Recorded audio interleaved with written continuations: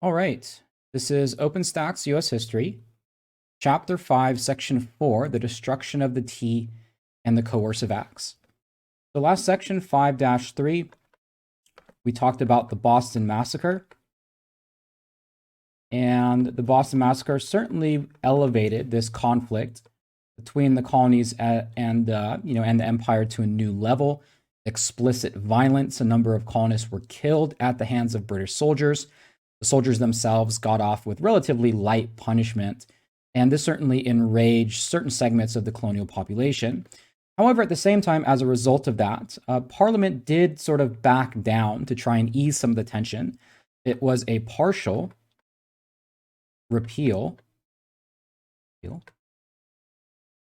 of the Townshend taxes, or the Townshend duties.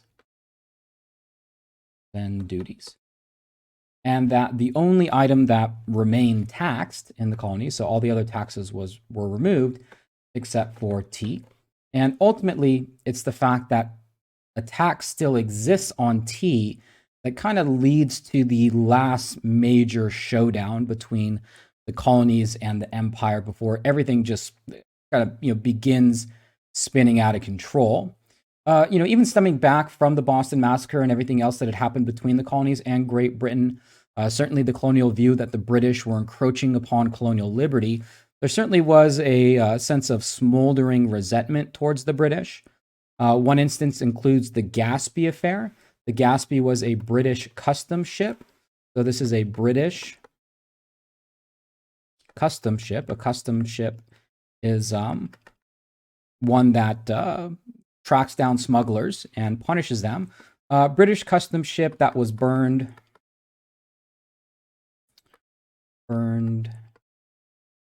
by colonists. Additionally, the captain of the ship was killed. Here you go. That's the Gaspee. So the colonists taking out their frustration and resentment by burning down this custom ship. What was interesting about the affair is that when the British opened up an investigation to try and find those who were guilty, they charged them with treason. But the colonists refused to out one another. It only contributed to the growing distrust between both the British colonies and the British Empire. Excuse me.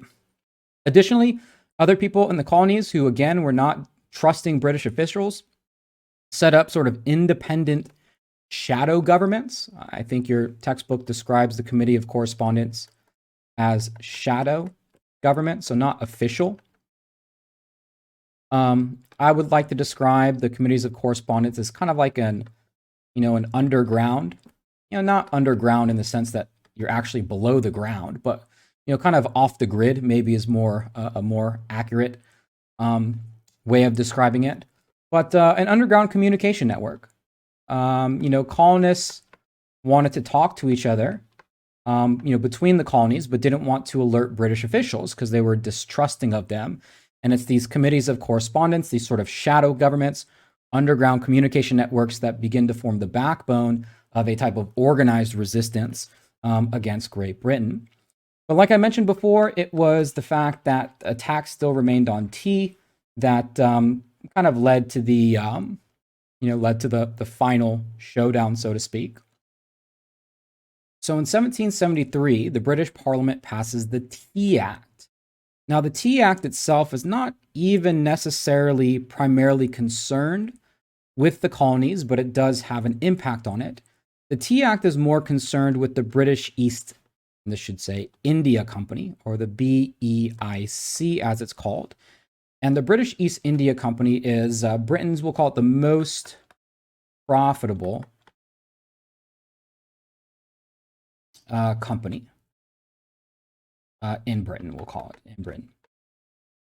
And they deal in tea. They sell tea from India all over the colonial world.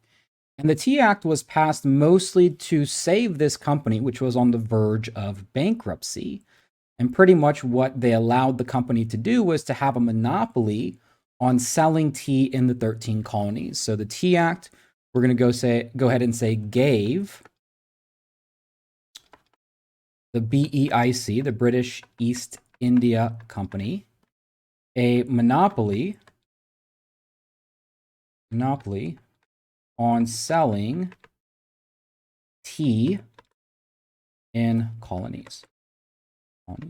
In fact, the Tea Act actually made the price of legal tea, right, tea that was bought from Britain legally and not from the Dutch, which the colonists bought illegal Dutch tea pretty frequently, the price actually went down. So we might say of the price, it decreased.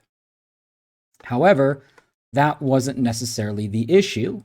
As you might already be able to guess, the issue was the fact that the tax on tea remained, and by forcing the colonists to pay, by forcing the colonists to only buy tea from the British East India Company, it was essentially reviving the issue that would not be fundamentally resolved, or really was never fundamentally resolved. And that was the idea of no taxation without representation.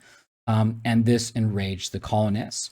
So as ships of tea from the British East India Company started arriving on the shores of the North American colonies, the colonists protested.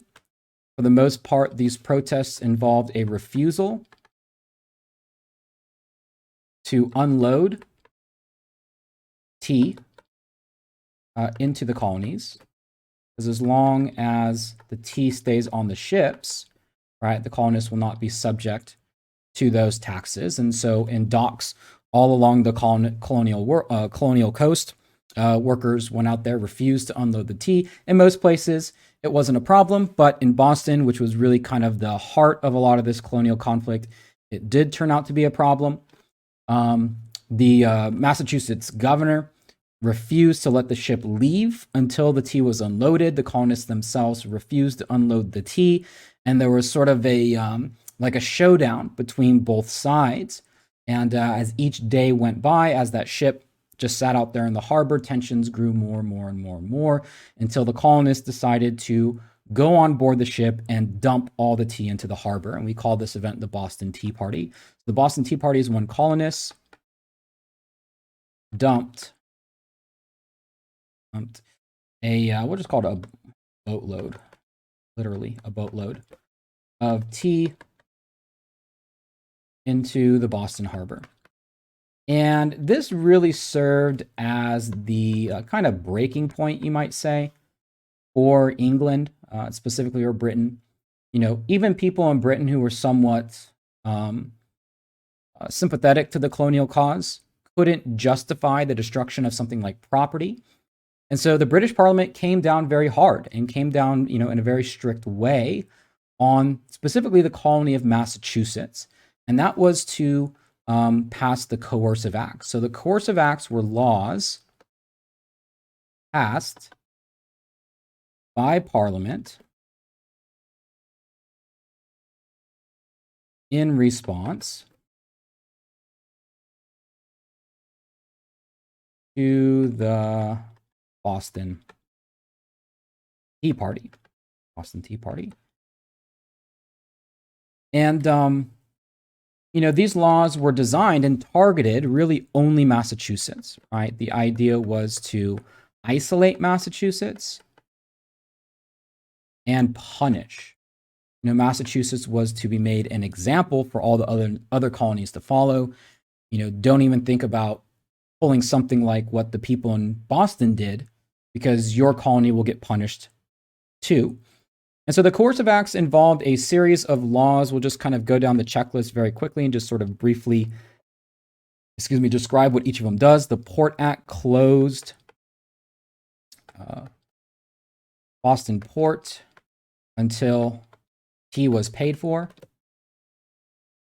The Massachusetts Assembly refused to pay for it. Government Act more or less replaced the government of Massachusetts. We might say, replaced colonial government. It also went so far as to make town meetings illegal by the colonists. The Justice Act allowed for British troops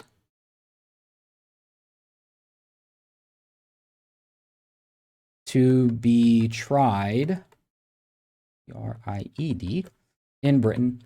So if there was a British troop who got in trouble in the colonies for doing something, harassing a colonist or whatever, they would be tried back in Britain. And this was pretty much interpreted by the colonists as being, well, these troops don't have any laws to follow because as soon as they get to Britain, they're going to get off with a very, very light sentence. So it's like free reign of British troops. And of course, we already know the Quartering Act, or we should know, house troops, right? The requirement to house various troops. And so all of these things together, right, make up the Coercive Acts, or in the view of the colonists, the Intolerable Acts. So the Intolerable Acts are the same thing as the Coercive Acts. It's simply just what the colonists called them because they were, again, intolerable, could not be tolerated.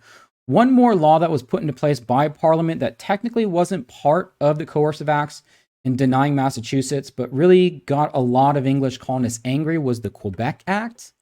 Quebec referring to the capital of the former French colony in eastern Canada, now a British colony because of the 7 Years' War. But a lot of French Catholics still live in Quebec. And what the Quebec Act did was to tolerate Catholicism.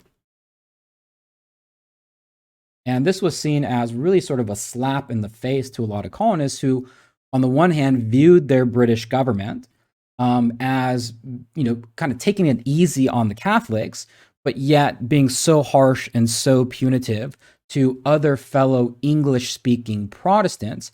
And that simply, for a lot of colonists, was not acceptable.